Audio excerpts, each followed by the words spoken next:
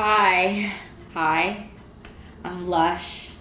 Welcome to my channel, Gateway Plug, which is your connection to all things spirituality, self-awareness, and self-healing, where I share the gateways or modalities that I have learned that have helped heal me along my journey, and I hope that they help along your path as well. So you may have seen some of my other videos, like my chakra meditation series. If you haven't, check it out at the link below. This is my newest series, my first one that has my face on it, so I'm a bit nervous. I hope you guys give me lots of grace as we go through this new video series. This series is going to be covering the mental exercises from one of my favorite and really important books to me, which is Psycho-Cybernetics by Maxwell Maltz.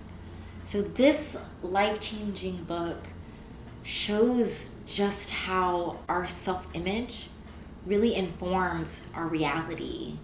And if there are things that we don't like about that reality, whether it's our job or relationships or our behaviors, we can change that underlying aspect of our self-image, and then that will guide what Maltz called our creative mechanism to our desired reality, kind of like a heat-seeking missile. This book is filled with great stories about people who have used the principles of Psycho-Cybernetics to amazing benefit, but to me, the how-to activities and the exercises that helped change them, that these anecdotes were about, were key. So how do we actually change the self-image? So instead of having to dig through the book and go through all of the stories, the success stories, just to get to the, well, how do I do this for myself? After having read this book many times, I decided to pull them out, and I hope that this is helpful to you to pull out just these key mental exercises and how-tos so that you can jump straight into the work of building a healthier self-image. So in this video series, we're going to cover first the 3 most important aspects of Psycho-Cybernetics, at least that I found. And then there will be additional supplemental videos that will help you become even more efficient in using your creative mechanism and changing your self-image into your desired way of seeing yourself in your reality. Okay, so jumping into the first one of the series, which is feed your imagination. Imagination, you know. So, feed your imagination. I know it sounds very woo-woo, whatever, but this really is one of the most important steps.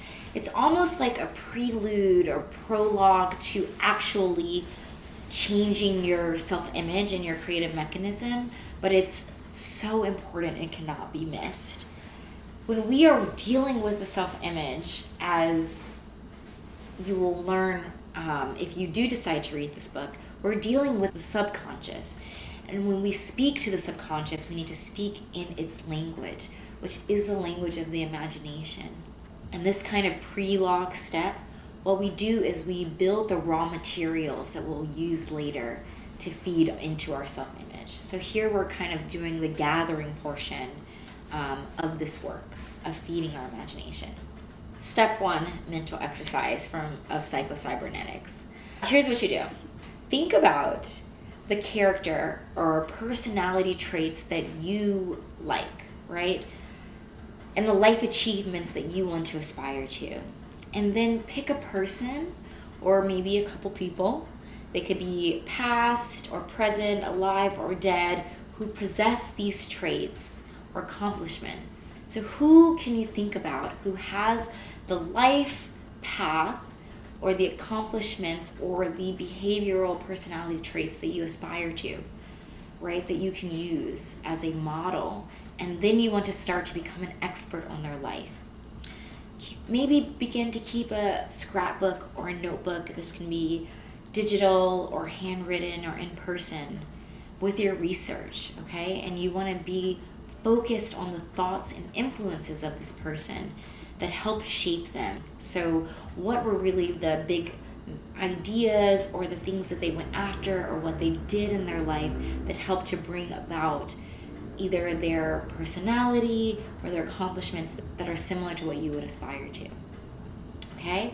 And so you want to do this for a full month, continuing to think and to research and become an expert on this person. By the end of 1 month researching this person, you should be able to conjure them up in your imagination, so intimately familiar with them that you can hold a dinner conversation with them in your mind. So the purpose of making this your hobby, to making researching and understanding the baseline inspirations and formations of someone who has achieved what you aspire to achieve or behaves how you aspire to behave, is again to feed your information with this valuable raw material that you're later going to utilize to build a stronger and more goal-oriented self-image, which is what you're going to require in order to achieve your aspirations. So with that, we're going to wrap up this first video. As you're working through that, I hope you check out the next step, which is understanding the success mechanism, how it operates, how it moves you to your desired reality. So check out the next video, which will be also in the link below, and I look forward to seeing you back on my page soon. Thank you. Okay, I'm done. How was that?